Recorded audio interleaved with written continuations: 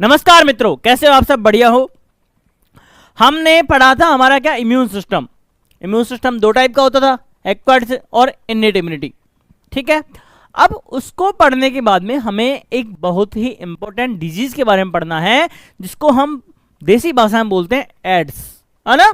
देसी भाषा में मतलब जनरली हम इसको सब जानते हैं, चाहे हम बायो से हो या मैथ से हो या आर्ट से हो, सब ने इसका नाम सुना हुआ है कि एड्स एक बीमारी होती है और बड़ी क्रिटिकल डिजीज होती है ना। लेकिन मैं आपको बायोलॉजी पढ़ाता हूं तो मेरा एक दायित्व बनता है कि मैं सबको इसके बारे में बता पाऊं कि एड्स है क्या चीज। देखो, एड्स है कुछ नहीं। देखो, मैंने आपको बताया था क्या कि इम्यूनिटी दो टाइप की होती है। कौन सी?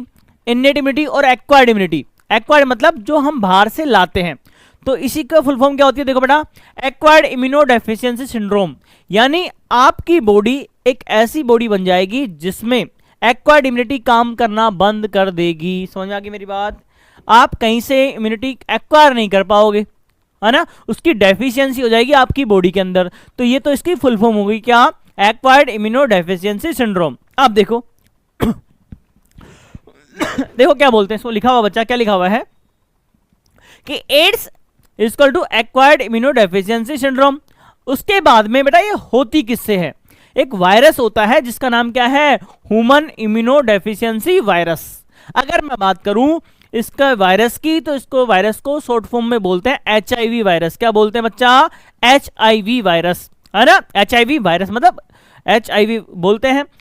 इसकी फुल फॉर्म होती है ह्यूमन इम्यूनोडेफिशिएंसी वायरस।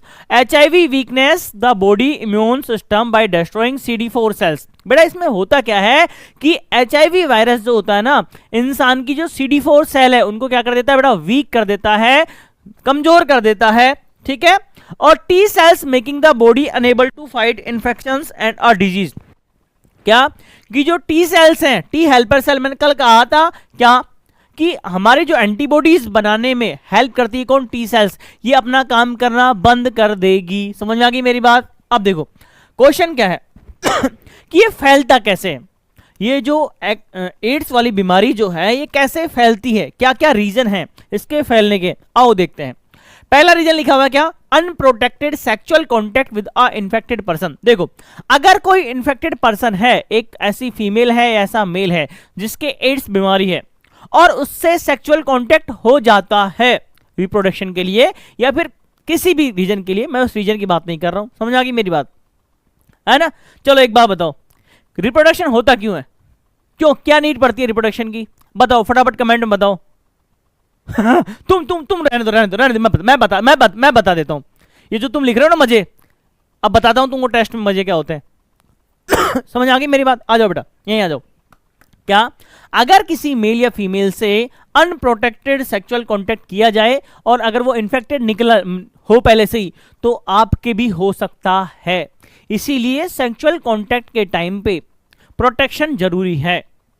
चाहे आप प्रेगनेंसी की चिंता आपको हो या ना हो, डोंट केयर, बट प्रोटेक्शन बहुत जरूरी है। वो प्रोटेक्शन आपके लिए नहीं है, उसके लिए नहीं है, वो आपकी इस डिजीज के लिए है कि ये इस डिजीज से आपको छुटकारा मिलेगा, है ना। क्योंकि एड्स एक ऐसी बीमारी है ना कि बहुत टाइम बाद पता चलता है कि इसके एड्स था। ऐसा नहीं है आपको स्टार्टिंग में इसके लक्षण दिखने को मिल जाएंगे। इसलिए प्रोटेक्टेड सेक्सुअल कांटेक्ट ही जरूरी है। ऐसा नहीं कि आप कहीं भी कुछ भी कर लो, है ना। इसलिए सेफ्टी जरूरी है। समझ आ गई मेरी बात? अब देखो, शेयरिंग नीडल्स और ए सिरिंग्स। अगर आप हॉस्पिटल में जाते हो, है ना, तो हर बार डॉक्टर नई इंजेक्शन यूज लेता है। ऐसा थोड़ी है कि पुराना यूज ले लेता है।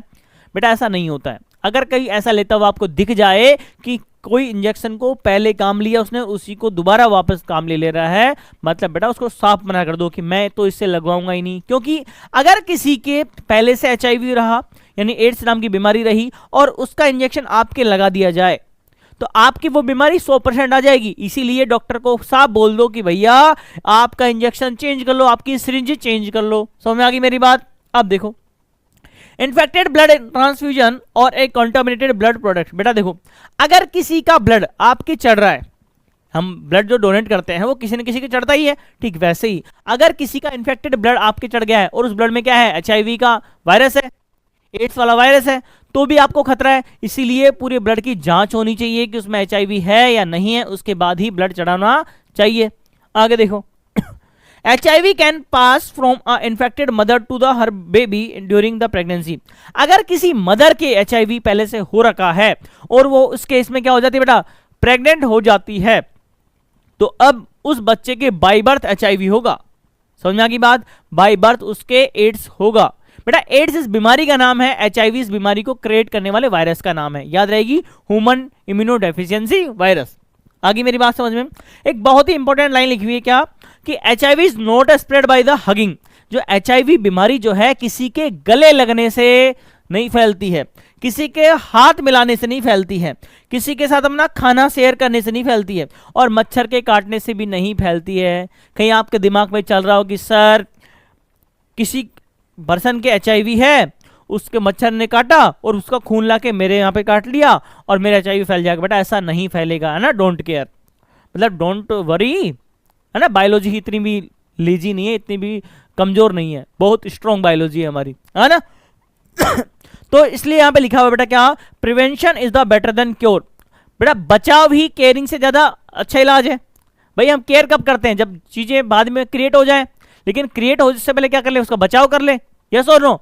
तो precaution is the better than cure, precaution जरूरी है। अब आगे देखो, फिर एक बात लिखी हुई है क्या, कि how does it affect the body. ये जो एड्स है हमारी बॉडी को कैसे अफेक्ट करता है। देखो बेटा ये क्या करता है कि HIV reduce the number of CD4 T helper cell.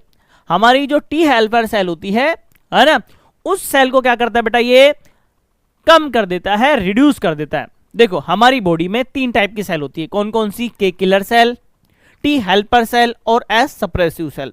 जब कोई पैथोजन हमारी बॉडी में आता है तो के किलर सेल उसको मारती है T हेल्पर सेल की मदद से, और वो जब अपने ही सेल को मारने लग जाती है बाद में, तो एस नाम की सप्रेसिव सेल आके उसको रोकती है कि अब रहने दे, तू जिसको मारना चालू कर रही थी ना वो मर चुका है, अब तेरे ही लोगों को तू मार रही है ना। इसको आप ऐसे समझो, आपने काली माता के बारे में सुना है ना, काली माता जगदम्बे, है ना।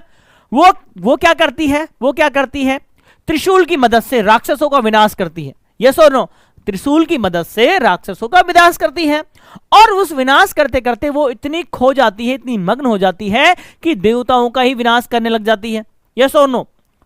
तो उनको रोकने के लिए भगवान शिव आते हैं और उसको बताते हैं कि अब रुक जा, तू बातों ही बातों में जल्दीबाजी में अपने ही लोगों का विनाश कर रही है, अच्छे लोगों का विनाश कर रही है, यस और नो। कौन कर रही थी, के काली माता, ठीक। वैसे यहां पे कौन विनाश करेगा, के किलर सेल, किसकी हेल्प से कर रही थी, त्रिशूल की मदद से, गप गप, है ना। तो यहां पे ये T हेल्पर सेल की मदद से करेगा, है ना। और लास्ट में उनको रोक कौन रहा था, भगवान शिव। आपने देखा ना वो फोटो देखी होगी जिसमें भगवान शिव माता पार्वती के नीचे लेटे हुए हैं, इसलिए लेटे हुए हैं कि उनको रोकना चाह रहे थे वो, है ना। ठीक वैसे ही यहां पे कौन रोकेगा इसको, एस सप्रेसिव सेल, याद रहेगी मेरी बात। अब देखो आगे अब देखो, the body becomes enable to fight infections, virus and cancer. बेटा क्या, हमारी बॉडी ऐसी हो जाती है एड्स के बाद में कि वो किसी बीमारी से लड़ नहीं पाती है, इन्फेक्शन से नहीं लड़ पाएगी, किसी वायरस से नहीं लड़ पाएगी, और किसी कैंसर सेल से भी नहीं लड़ पाएगी।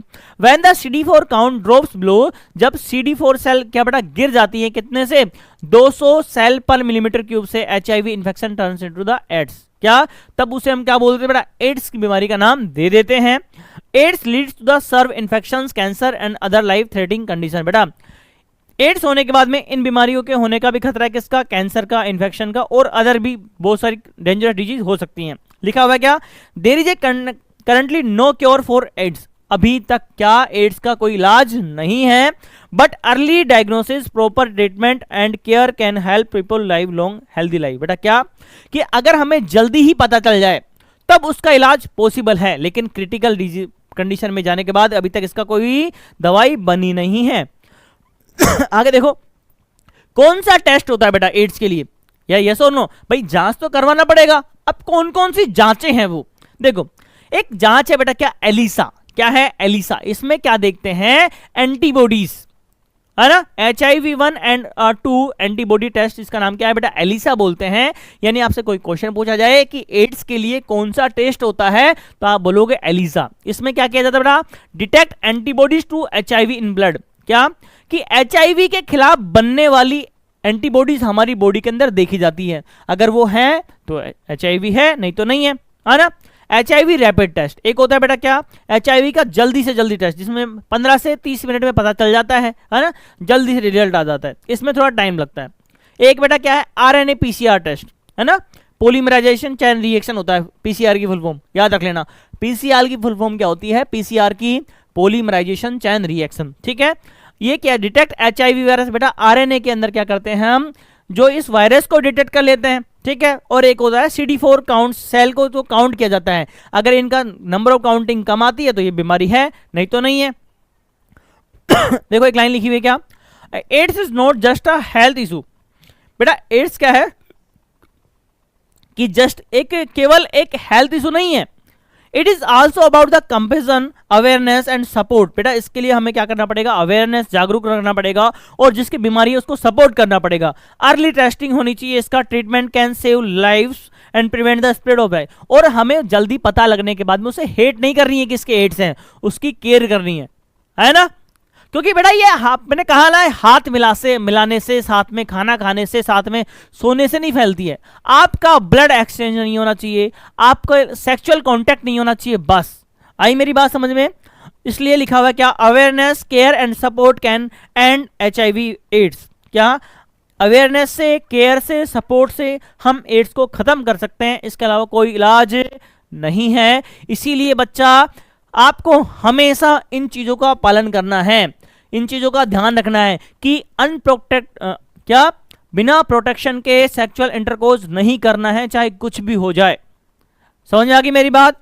दूसरा, यूजली भी निडल्स और सिरिंज यूज में नहीं लेनी है ना। दोबारा, इन्फेक्टेड ब्लड का ट्रांसफ्यूजन नहीं करवाना है बॉडी के अंदर।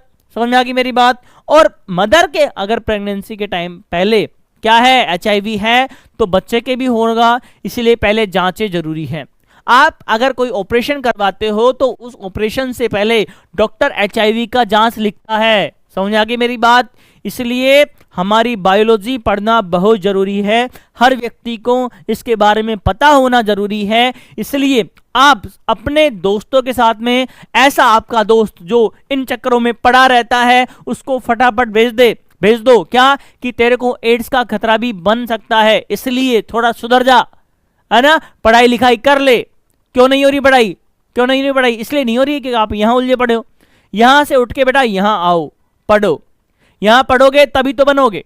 समझ आ गई मेरी बात। Okay, bye bye, good night.